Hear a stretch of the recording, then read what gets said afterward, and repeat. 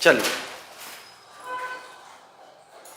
भाग एक आपको पता है, इसका शीर्षक क्या है? भारत संघ और उसके राज्य क्षेत्र।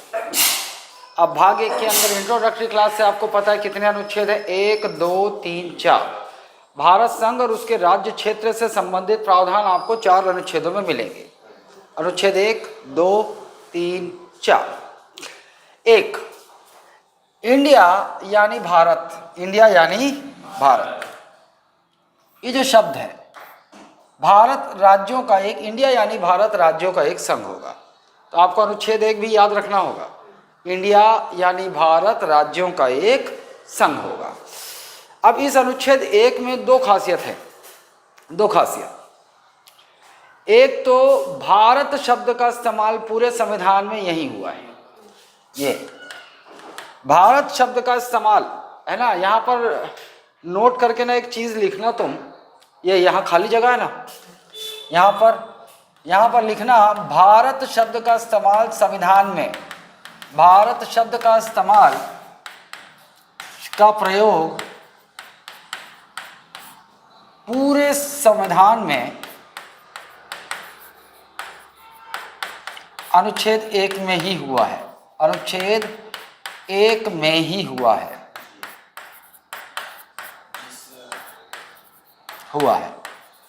एक पहली विशेषता। पूरे संविधान में इंडिया लिखा है, लेकिन भारत शब्द का इस्तेमाल केवल एक बार हुआ है। ठीक। दूसरा, भारत जो है वो मिलकर किससे किससे बना है? राज्यों और संघ शासित प्रदेशों से। लेकिन यहां पर क्या बोला है? केवल राज्यों, राज्यों का एक संघ होगा। असल में राज्यों में इसमें सब शामिल है, छत्तीसगढ़ हरियाणा जैसे राज्य भी शामिल है, दिल्ली पुडुचेरी जैसे संघ शासित प्रदेश भी शामिल, क्योंकि इसी में राज्यों को निम्नलिखित क्षेत्र बताया भी है। भारत क्या है? देश का नाम, और संघ क्या है? हमारी शासन प्रणाली। भारत के राज्यों में निम्नलिखित क्षेत्र शामिल है, ये डिफाइन कर दिया अनुच्छेद 1 में कि राज्य से क्या समझना है आपको। राज्यों का क्षेत्र मतलब छत्तीसगढ़ मध्य प्रदेश जैसे क्षेत्र, संघ का क्षेत्र मतलब दिल्ली पुडुचेरी जैसे क्षेत्र, है ना। और तीसरा, ऐसे अन्य क्षेत्र जो भारत सरकार द्वारा अर्जित किए जाएं, ये भारत सरकार द्वारा अर्जित किए जाएं। अर्जित किए जाएं मतलब भारत सरकार किसी को पैसा दे के कोई भूखंड खरीद सकता है, भारत सरकार युद्ध करके किसी क्षेत्र को जीत सकता है, तो ये सब अर्जित क्षेत्र कहलाएंगे। ये सब क्या कहलाएंगे? अर्जित क्षेत्र। लेकिन क्या भारत में अब तक आज तक, स्वतंत्रता के बाद तक, आज तक कोई अर्जित क्षेत्र है? नहीं, आज तक कोई भी भारत में अर्जित क्षेत्र नहीं है। हमने ना कोई ऐसा क्षेत्र खरीदा है, ना कोई हमने युद्ध करके कोई ऐसा क्षेत्र कब्जा किया है। क्लियर है? आपके मन में सिक्किम आ रहा होगा, लेकिन सिक्किम अर्जित क्षेत्र नहीं है। सिक्किम को ना हमने पैसा दे के खरीदा है, ना युद्ध में जीता हो, तो सिक्किम के राजा की अपनी मर्जी थी, वो भारत संघ में शामिल हुआ है। बात क्लियर है? तो आप समझ गए अनुच्छेद 1 में क्या याद रखना है आपको। सबसे पहले आर्टिकल, इंडिया यानी भारत राज्यों का एक संघ होगा। यहाँ पर भारत शब्द का इस्तेमाल संविधान में एकमात्र बार हुआ है, कहाँ हुआ? अनुच्छेद 1 में। पूरे संविधान में इंडिया शब्द का इस्तेमाल हुआ, भारत शब्द का इस्तेमाल एक ही बार हुआ। दूसरा, राज्यों का संघ होगा, कंफ्यूज नहीं होना कि केवल राज्यों का संघ होगा। इस राज्य में क्या क्या शामिल है? राज्य क्षेत्र जैसे छत्तीसगढ़ मध्य प्रदेश, संघ क्षेत्र जैसे दिल्ली पुडुचेरी चंडीगढ़, और इस राज्य की परिभाषा में एक और चीज शामिल है, ऐसे अन्य क्षेत्र जो भारत सरकार द्वारा अर्जित किए जाएं, है ना, ऐसे अन्य क्षेत्र जो भारत सरकार द्वारा अर्जित किए जाएं। लेकिन क्या कोई क्षेत्र अर्जित क्षेत्र है भारत संघ में शामिल?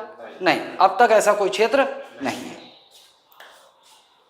अनुच्छेद 2 और 3 को मैंने आपको समझाया था, ये देखो ये शामिल है ना।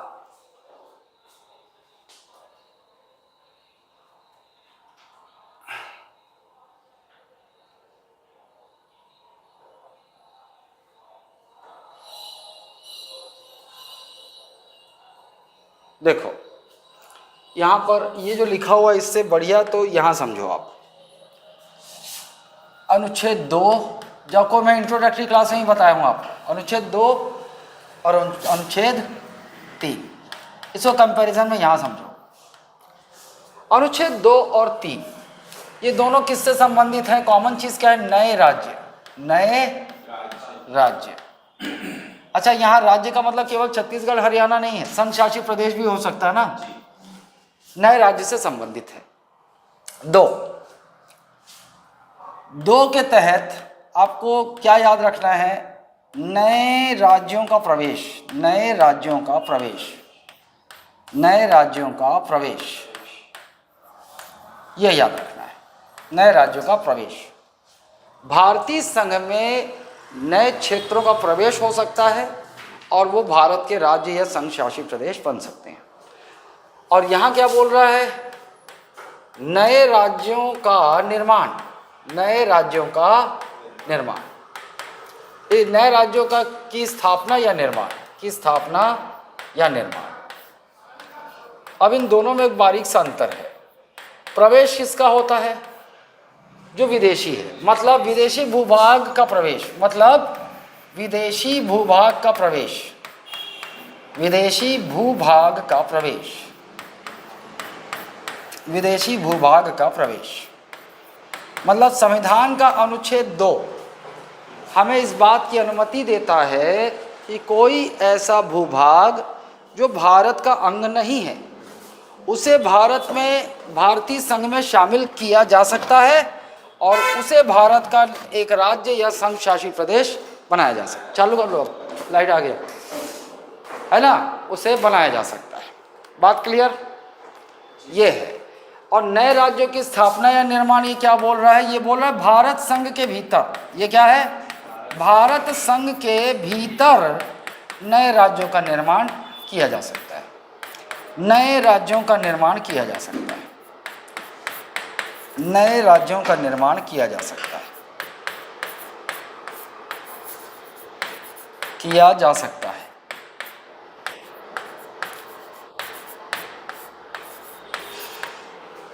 इसका उदाहरण, एकमात्र उदाहरण, अनुच्छेद 2 का एकमात्र उदाहरण हमारे पास है, कौन सा, सिक्किम। सिक्किम, सिक्किम अब तक एकमात्र उदाहरण है सिक्किम राज्य, और इसके बहुत उदाहरण हैं, बहुत। छसीजी, झारखंड, उत्तराखंड, यूके, और कौन सा, तेलंगाना, तेलंगाना, बहुत सारे उदाहरण, तेलंगाना। अब सिक्किम देखो, अनुच्छेद 2 और 3 अनुमति देता है, अनुच्छेद 2 और 3 अनुमति क्या देता है, अनुच्छेद 2 बोलता है कोई विदेशी भूभाग जो भारत के नक्शे से बाहर है उसे भारतीय संघ में प्रवेश कराया जा सकता है और वो क्षेत्र, विदेशी भूभाग, भारत का एक राज्य या संघ शासित प्रदेश बन सकता है। और 3 क्या बोलता है, भारत संघ के भीतर, भारत संघ के भीतर जो ऑलरेडी भारत के क्षेत्र हैं उसमें काट छांट करके एक नया राज्य का निर्माण किया जा सकता है। दोनों में बस इतने ही बारीक सा अंतर है, यहाँ प्रवेश कीवर्ड है और वहाँ भारत संघ के भीतर। ठीक, सिक्किम, अब उदाहरण आप जानते हो, ये सिक्किम भारत का अंग कब बना, 1974। कब बना, 1974। अब इसकी एक कहानी है। सिक्किम के जो राजा थे, चोंग्याल वंश के राजा थे। सिक्किम में चोंग्याल वंश का शासन था। चाइना की बुरी नज़र सिक्किम पे पड़ी हुई थी, चाइना की बुरी नज़र सिक्किम पे पड़ी हुई थी।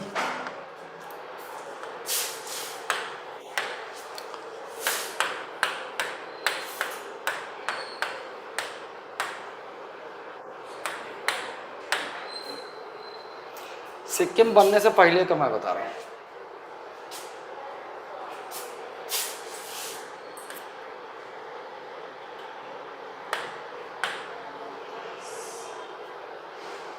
ये देख लो,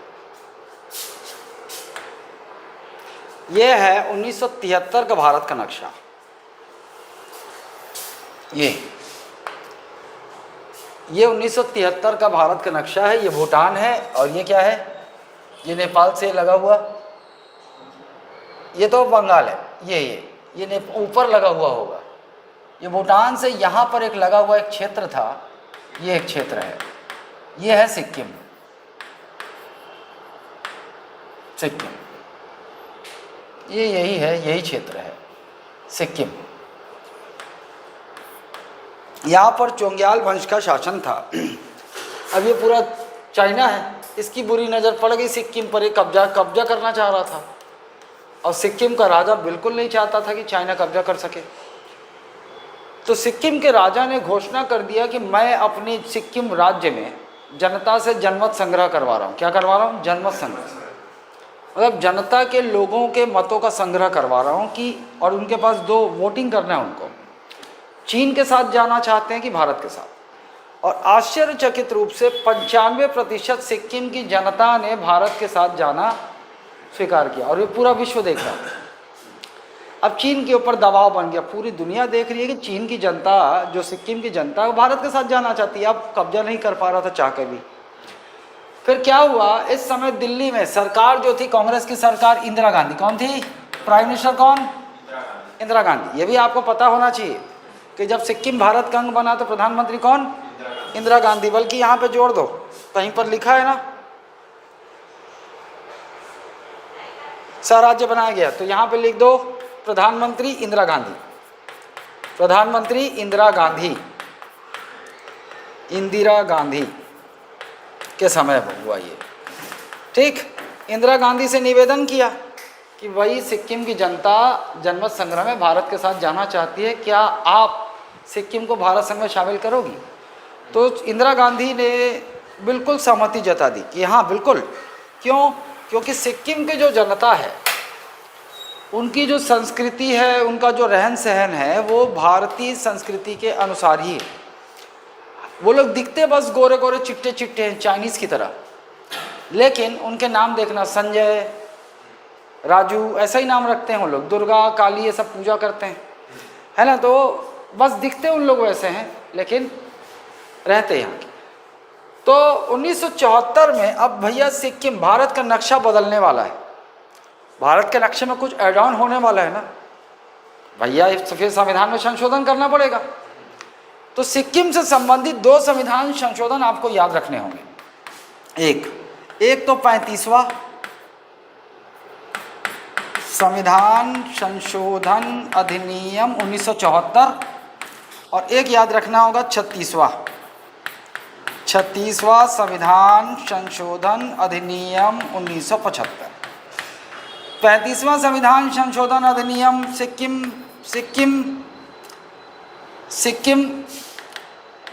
भारतीय संघ में शामिल हुआ। क्या हुआ?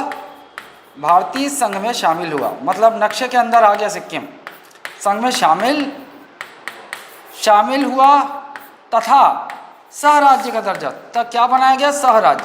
भारत का क्या बनाया गया? सह राज्य, एसोसिएट स्टेट बनाया गया। कि 1 साल का देखते हैं आपको जमता है कि नहीं, हमको जमता है कि नहीं। 1 साल जब पुष्टि हो गई तो अगले साल एक और संविधान में संशोधन किया गया और सिक्किम पूर्ण राज्य बन गया। क्या बन गया? भारत का पूर्ण राज्य, जैसे बाकी राज्य थे। और इस प्रकार सिक्किम भारत का कौन सा राज्य बना? 22वां राज्य। सिक्किम भारत का 22वां राज्य बन गया। तो आपको 2 संविधान संशोधन बिल्कुल याद होने चाहिए। 35वां संविधान संशोधन अधिनियम 1974, क्या हुआ इसमें? सिक्किम भारतीय संघ का अंग बन गया तथा सह राज्य बना। अगले ही साल 36वां संविधान संशोधन 1975, सिक्किम भारत का अब पुष्टि हो गई, 22वां राज्य बन गया, पूर्ण राज्य बन गया। बात क्लियर है? और एकमात्र उदाहरण है अनुच्छेद 2 का सिक्किम अब तक। अब 3 में आते हैं। 3 क्या कहता है भैया? नए भारत संघ, अब जो भारत का नक्शे के अंदर है उनमें काट छांट करके हम नए राज्य संघ शासित प्रदेश का निर्माण कर सकते हैं। यह अनुमति अनुच्छेद 3 देता है। लेकिन इसके साथ साथ इसमें और भी है, नए राज्यों का नामकरण। और क्या है इसमें? नए राज्यों का नामकरण, नाम बदला जा सकता है, नामों में परिवर्तन, नए राज्यों का नामकरण या परिवर्तन किया जा सकता है अनुच्छेद 3 के तहत। सीमा में, राज्यों की सीमा में परिवर्तन किया जा सकता है, राज्यों की सीमा में परिवर्तन। भाई अगर कोई राज्य कटेगा सीमा बदलेगी ना उसकी, तो इसमें आप 3 में क्या है? राज्यों की सीमा में परिवर्तन। तो अनुच्छेद 3 के अनुसार 3 चीज़ें हो सकती हैं। क्या क्या हो सकता है? भारतीय संघ के अंदर नए राज्य का निर्माण या संघ शासित प्रदेश का निर्माण हो सकता है, राज्यों के नामों में परिवर्तन किया जा सकता है, और राज्यों की सीमा में परिवर्तन किया जा सकता है। चाहे 2 हो चाहे 3 हो, इन दोनों की शक्ति किसके पास है? संसद। किसके पास है? संसद। अनुच्छेद 2 और 3 के तहत जो भी आप देख रहे हैं ये शक्ति किसके पास है? संसद।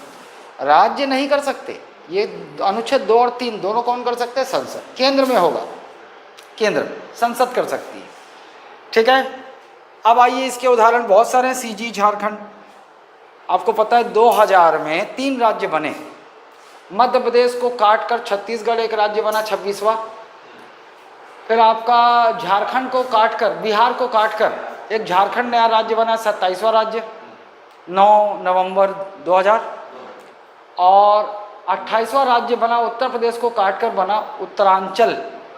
उस समय क्या बना था? देखो आप कंफ्यूज हो रहे होगे कि सर उत्तराखंड है, उत्तरांचल थोड़ी है। जब 2000 में राज्य बना था ना उत्तर प्रदेश से कटकर, तो उसका नाम उत्तरांचल था। बाद में संसद में एक और अधिनियम लाकर उत्तरांचल का नाम बदलकर उत्तराखंड किया गया। जब ये राज्य बना था देश का 28वां राज्य, तब इसका नाम था उत्तरांचल, बाद में नाम बदला गया उत्तराखंड। ठीक, चलो समझ गई ये बात। तो अनुच्छेद 2 के तहत क्या हो सकता है? विदेशी भूभाग का भारतीय संघ में प्रवेश तथा उसे राज्य का दर्जा। और 3 क्या है? संघ के भीतर नए राज्यों का निर्माण, नंबर 1। दूसरा क्या है? राज्यों के नामों में परिवर्तन, नंबर 3। राज्यों की सीमा में परिवर्तन। ये तीनों अनुच्छेद 3 के तहत हो सकता है। अनुच्छेद 2 और 3 के तहत जो भी कार्य हैं कौन कर किसको शक्ति है? संसद। क्लियर? उम्मीद करता हूं क्लियर है पूरा। अच्छा,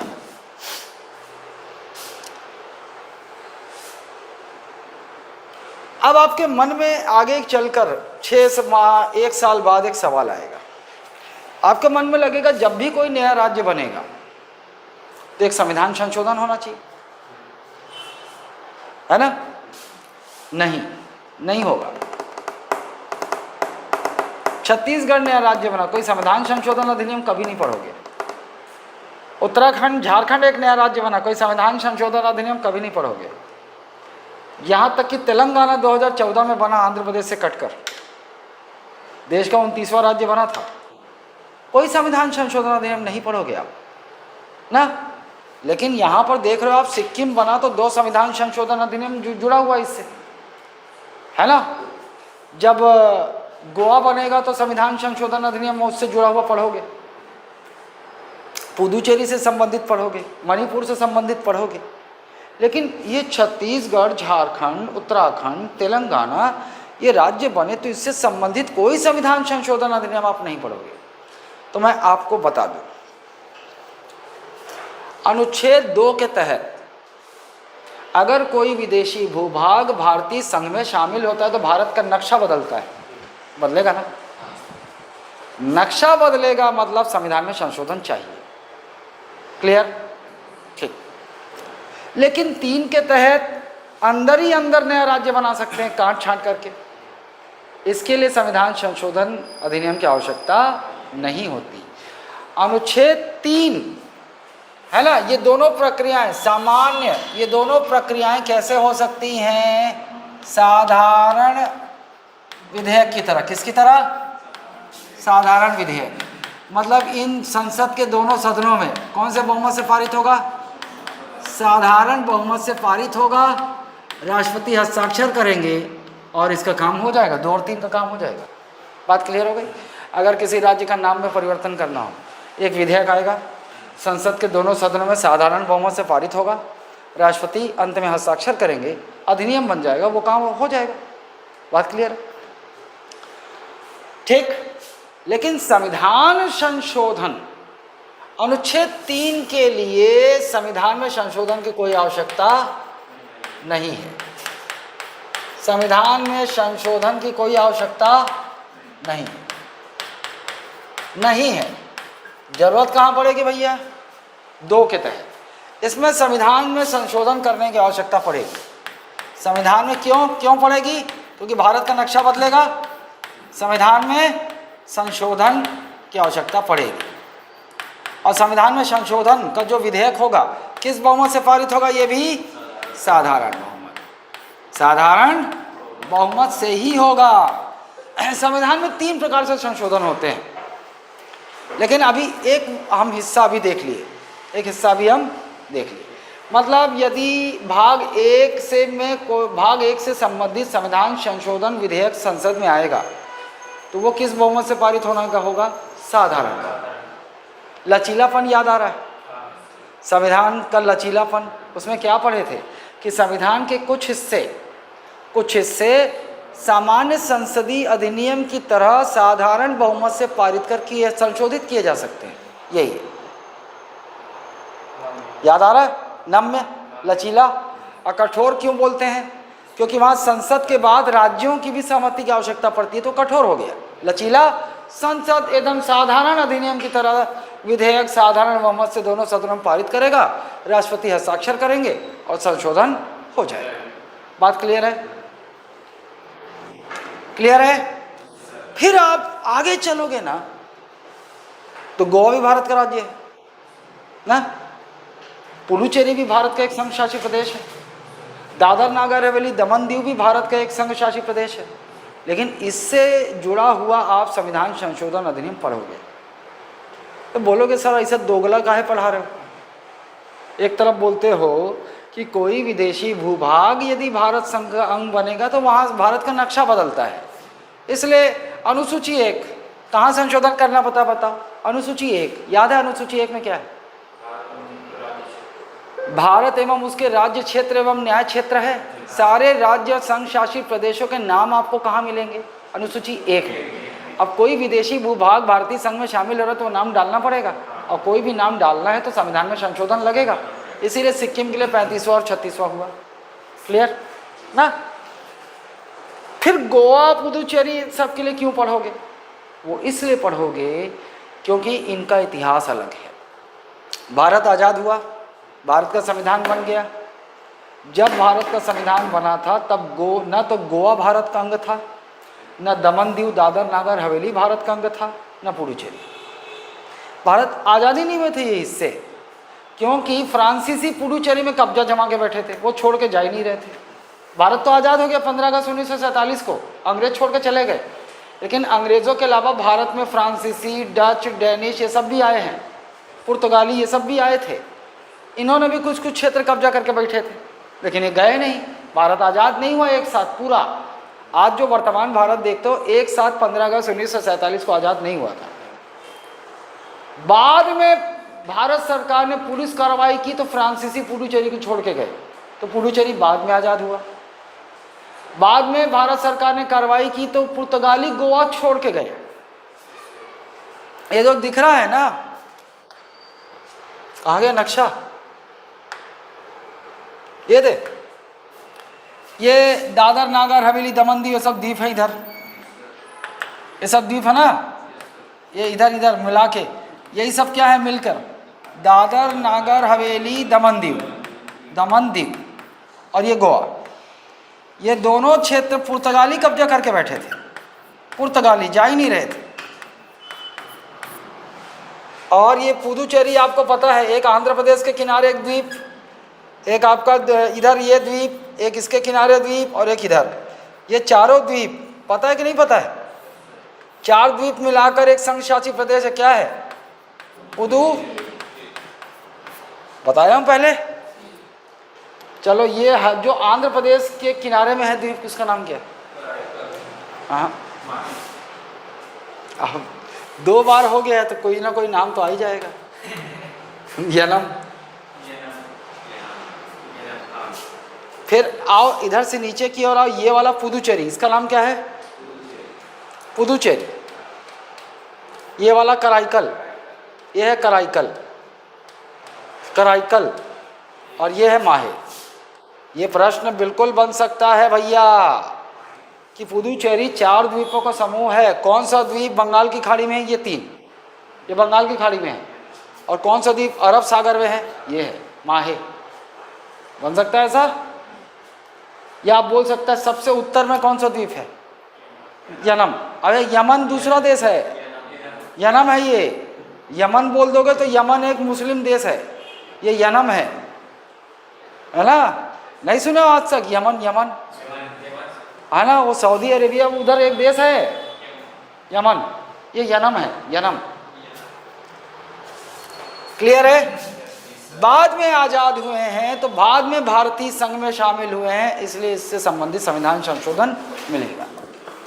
और कुछ कुछ और भी हैं, जैसे मिज़ो फ्रंट, वो मिजोरम उनको में एक समझौता होकर भारतीय संघ में शामिल है, तो उनके लिए भी मिलेगा, बाद में देखेंगे। ठीक, बाकी समझ गए आप? आइए, ये देखो, संसद किसी भी राज्य के क्या क्या कर सकता है भैया? क्षेत्र को बढ़ा सकता है, क्षेत्र को घटा सकता है, सीमाओं में परिवर्तन कर सकता है, नाम में परिवर्तन, ये सब कौन कर सकता है? संसद ही करेगा। संसद नए राज्य, पता है आपको, ये सब तो पढ़ा दिया क्या मैं उसी नक्शे में। अब वो अनुच्छेद 3 के तहत कुछ भी कर सकता है। एक राज्य को काट दे, 2 राज्य बना दे, एक राज्य को 3 हिस्सों में काट के 2 और नया राज्य बना दे, या फिर एक राज्य का हिस्सा ले ले, दूसरे चिपके हुए राज्य का हिस्सा ले ले, दोनों को जोड़ के एक राज्य बना दे, या फिर एक राज्य का हिस्सा ले ले, इससे चिपके हुए संघ शासित प्रदेश को मिलाकर एक राज्य बना दे, या 2 संघ शासित प्रदेश को मिलाकर एक नया राज्य या संघ शासित, कुछ भी कैसे भी जोड़ जाड़ के काट कुटा के एक नया राज्य बना सकते। समझ गए? इसका एक ताज़ा तरीन उदाहरण भी है। जम्मू कश्मीर एक राज्य था, जम्मू कश्मीर को अब क्या कर दिया, 2 भागों में काट दिया, जम्मू कश्मीर और लद्दाख, और दोनों को अलग अलग केंद्र शासित प्रदेश बना दिया। कुछ भी बना सकते हैं, बात क्लियर है ना? हाँ, कभी भी संसद का पावर है, कभी भी विधेयक लाएगा इससे संबंधित, दोनों सदनों में पारित होगा, राष्ट्रपति हस्ताक्षर करेंगे, हो जाएगा। जैसे गोवा, जब गोवा भारत का अंग बना था शुरुआत में तो केंद्र शासित प्रदेश था वो, बाद में जब जरूरत पड़ी 1987 में तो इन्होंने क्या किया, एक और विधेयक लाया और गोवा को फिर भारत का राज्य बना दिया। तो ये कभी भी संसद ऐसे बिल लाकर, एक विधेयक लाकर दोनों सदनों में पारित कर राष्ट्रपति के हस्ताक्षर द्वारा कर सकती है। क्लियर है बात? कोई शंका ना रहे। संविधान अगर मेरे से पढ़ रहे हो तो शंका साला अगर रह गया, ये हटा दो, ये देखो, ये इस तरीके की जरूरत नहीं है। मैं तो 5th 6th में पढ़ा था तो केंद्र शासित तो गोवा का नाम नहीं, वो तो गलत पढ़ा था या तेरे को गलत याद आ रहा है? क्योंकि तेरे पैदा होने से पहले गोवा संघ शासित से राज्य बन चुका था। तो पैदा कब हुआ है? कब हुआ पैदा?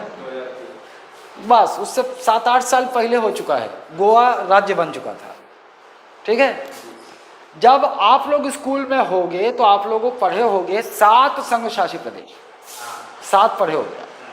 ये आंकड़ा आपको याद हो रहा होगा, 7 यूनियन टेरिटरीज। अब बता दूं उस समय 7 जो थे वो कौन कौन से थे। आप लोगों ने एक पढ़ा था दिल्ली, चंडीगढ़, एक पढ़ा था दिल्ली, एक पढ़ा था पुदुचेरी।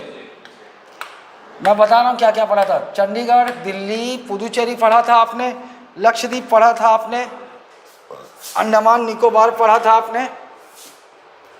आपने 2 पढ़ा था इधर, एक तो आपने पढ़ा था दमन दीव और एक पढ़ा था आपने दादर नगर हवेली। कितने हो गए? 7 हो गए ना। यही आप पढ़े थे स्कूल में, है ना? लेकिन उसके बाद बहुत सारे परिवर्तन हुए। क्या हुआ? सरकार 7 थे ना, ये सरकार ने क्या किया, जम्मू कश्मीर एक राज्य था, इसको काट दिया, एक बना दिया जम्मू कश्मीर, एक बना दिया लद्दाख। कितने हो गए यूटी? पहले जम्मू कश्मीर राज्य था, उसको काट के 2 संघ शासित प्रदेश बना दिया, यूटी की संख्या हो गई 9। फिर बाद में क्या किया, बोला साला छोटे छोटे द्वीप हैं दोनों, व्यर्थ में झंझट पाल के रखें, दोनों को एक कर देते हैं प्लस। अब दोनों को मिला के एक कर दिया, दादर नागर हवेली दमन दीव कर दिया। अब घट कर कितने हो गए? 8। अभी समझ आ रहा है? यही था। अगर तेरे को याद आ रहा है कि तू बचपन में स्कूल में था और गोवा यूटी था, तो तेरे को गलत याद आ रहा है ना। या ये पढ़ाया होगा कोई चीज़ हो सकती कि गोवा पहले यूटी था पहले यूटी, लेकिन 1987 में ही गोवा को राज्य बना दिया गया। क्लियर? मैं पैदा हो चुका था उस समय, लेकिन मेरे को पता नहीं था क्या हो रहा है दुनिया में। ठीक?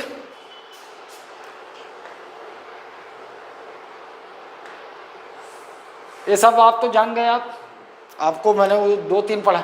अब ये आपको भैया छत्तीसगढ़ का तो याद रखना पड़ेगा, 1 नवंबर 2000, ये सब तो पूछेगा नहीं। उत्तराखंड और उनकी पीएससी में पूछेगा, फिर भी याद रखना चाहिए आपको। 2000 में 3 राज्य बने हैं क्रम से, छत्तीसगढ़, उत्तराखंड, झारखंड। उल्टा बोल गया था मैं, ये 26वां राज्य बना, ये 9 नवंबर को उत्तराखंड बना और 15 नवंबर को झारखंड। और तेलंगाना 2014 में बना, तेलंगाना 2000। और ये क्योंकि ये इसके बाद राज्य नहीं बना है, इसके बाद क्या हुआ, राज्य नहीं बना है ना तेलंगाना के बाद। इसके बाद जम्मू कश्मीर राज्य था, वो संघ शासित प्रदेश में विभाजित हो गया, अलग बात। क्लियर? 3 के राष्ट्रपति की। अच्छा अब देखो आप, अब अनुच्छेद 2 और 3 के तहत यदि संविधान संशोधन की ज़रूरत होगी, यदि संविधान संशोधन की ज़रूरत होगी, ठीक, आइए मैं आपको बता देता हूं। या तो संविधान संशोधन विधेयक हो 2 के तहत, देखो इसको क्लियर समझो, अनुच्छेद 2 और 3 मैंने बताया, अगर आपको इससे संबंधित कुछ करना है तो एक क्या होगा, साधारण विधेयक। क्या आएगा? साधारण विधेयक आएगा। और ये किस बहुमत से पारित होगा? साधारण बहुमत, साधारण बहुमत से ही पारित होगा। लेकिन आपको मैंने बताया संविधान संशोधन विधेयक भी आएगा कुछ संबंधित में, कुछ संबंध में। अब वो प्रोसेस देखना अपने को। ये लो डायग्राम में बता देता हूँ, क्योंकि इंट्रोडक्टरी क्लास में बहुत बता चुका हूँ। चलो भैया, अनुच्छेद 2 और 3 से संबंधित विधेयक हो या संविधान संशोधन विधेयक हो ना, अब देखो क्या चाहिए।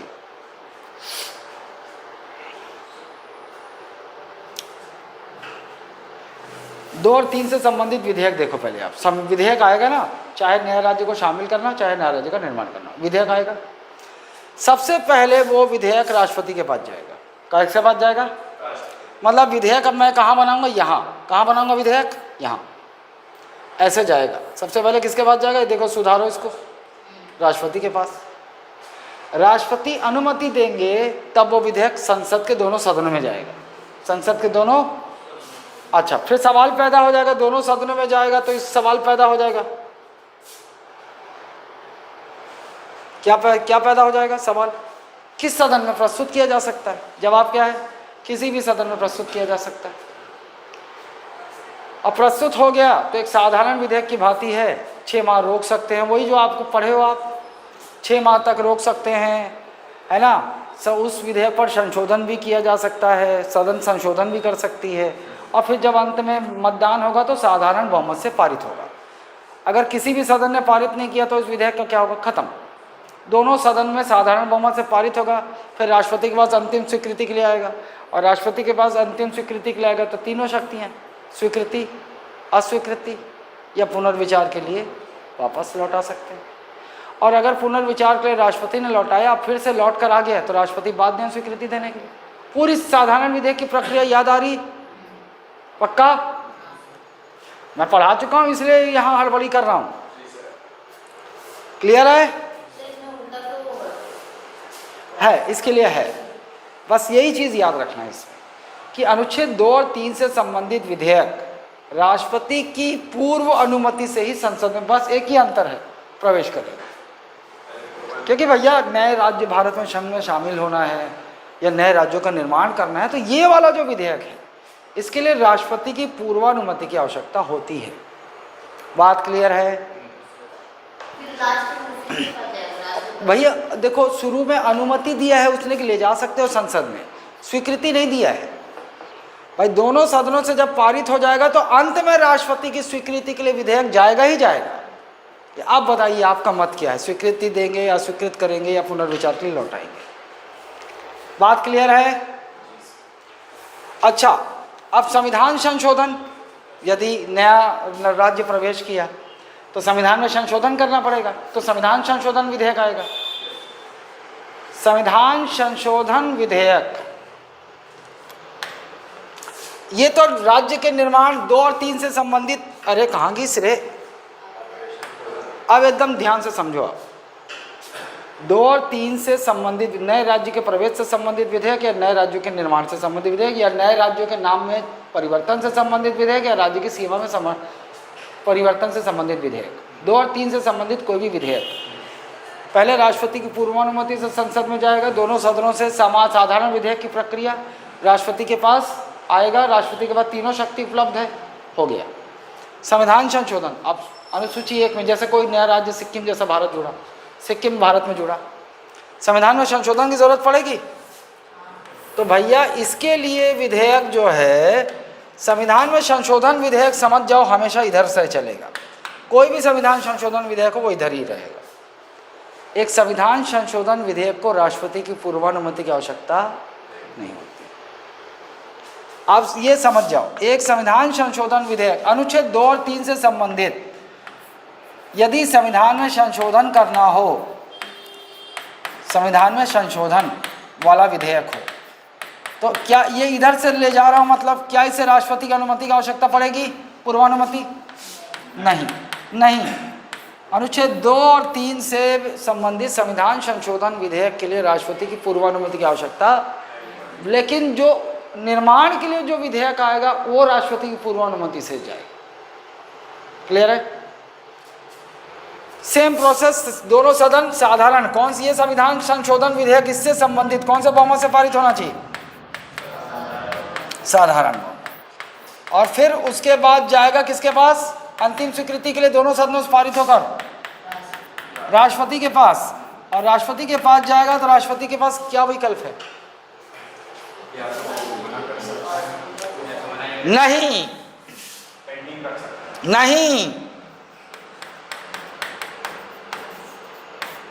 राष्ट्रपति में हस्ताक्षर करना पड़ेगा, करना ही पड़ेगा।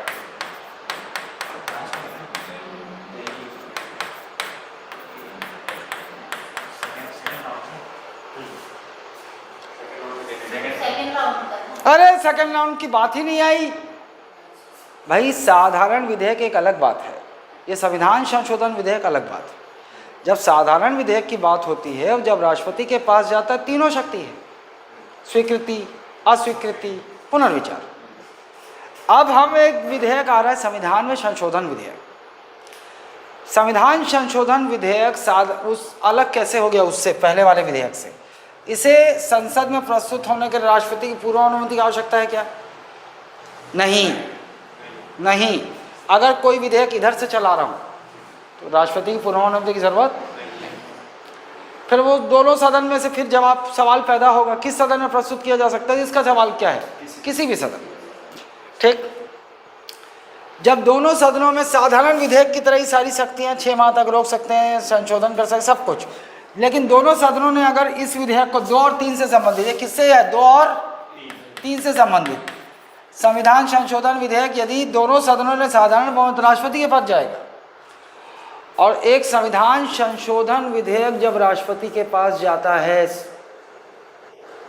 तो राष्ट्रपति के पास एक ही विकल्प, उन्हें स्वीकृति देनी ही होगी। पहली बार की पुनर्विचार हो से लफड़ा ही नहीं। और ये वाला परिवर्तन किया गया है 24वां संविधान संशोधन अधिनियम 1971 कि एक संविधान संशोधन विधेयक यदि संसद के दोनों सदनों ने पारित कर दिया है तो राष्ट्रपति को स्वीकृति देनी ही होगी। क्या संविधान संशोधन विधेयक को राष्ट्रपति अस्वीकृत कर सकते हैं? सवाल बताओ। नहीं कर सकते। क्या एक संविधान संशोधन विधेयक को राष्ट्रपति पुनर्विचार के लिए लौटा सकते हैं? नहीं लौटा सकते। क्लियर समझ गए आप बात?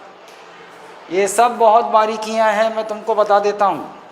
अच्छे लोग इसमें घूम जाते हैं ये चीज़ों, इन चीज़ों में। संविधान संशोधन विधेयक 2 और 3 से संबंधित अलग है।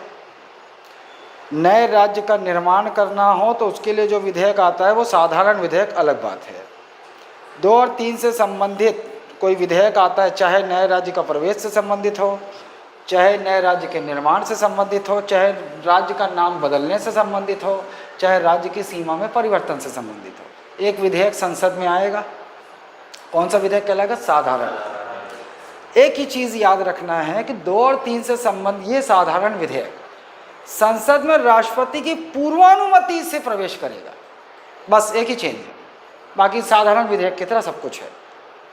लेकिन जब कोई भारत के नक्शे में जब परिवर्तन होता है, भारत का नक्शा बदलता है, तो संविधान में संशोधन की भी ज़रूरत पड़ती है, पड़ेगी ना। क्यों पड़ेगी भाई? भारत का नक्शा बदल रहा है, कोई नया क्षेत्र भारत में जुड़ रहा है, वो क्षेत्र या तो भारत का राज्य बनेगा या तो संघ शासित प्रदेश बनेगा। वो बनेगा तो अनुसूची 1 याद है ना, भारत के राज्यों के नाम होंगे वहाँ, तो उसका नाम तो डालना पड़ेगा ना अनुसूची 1 में। अब भारत का हिस्सा है, भारत का राज्य है या संघ शासित प्रदेश, नाम डालना पड़ेगा। नक्शा भी बदल गया है तो संविधान में संशोधन अधिनियम विधेयक लाना पड़ेगा। और 2 और 3 से संबंधित यदि संविधान संशोधन विधेयक आता है तो वो ये है। क्या 2 और 3 से संबंधित संविधान संशोधन विधेयक को राष्ट्रपति की पूर्वानुमति की जरूरत है? नहीं। एक संविधान संशोधन विधेयक संसद के किस सदन में प्रस्तुत किया जा सकता है? 2 और 3 से संबंधित संविधान संशोधन विधेयक संसद के दोनों सदनों में किस प्रकार के बहुमत से पारित होगा? साधारण बहुमत। 2 और 3 से संबंधित एक संविधान संशोधन विधेयक पर राष्ट्रपति की क्या क्या शक्तियां हैं? बस एक ही शक्ति है इसके पास, दोनों सदनों ने पारित कर दिया, मतलब राष्ट्रपति को स्वीकृति देनी ही पड़ेगी। और ये परिवर्तन संविधान में किस संशोधन से जोड़ा गया है कि यदि, और ये परिवर्तन क्या है, यदि संविधान केवल 2 और 3 से संबंधित नहीं, कोई भी संविधान संशोधन विधेयक, कोई भी संविधान संशोधन विधेयक यदि संसद के दोनों सदनों द्वारा पारित कर दिया जाता है रिक्वायर्ड बहुमत से, तो राष्ट्रपति के पास एकमात्र विकल्प है, उन्हें स्वीकृति देनी ही होगी। बात क्लियर है?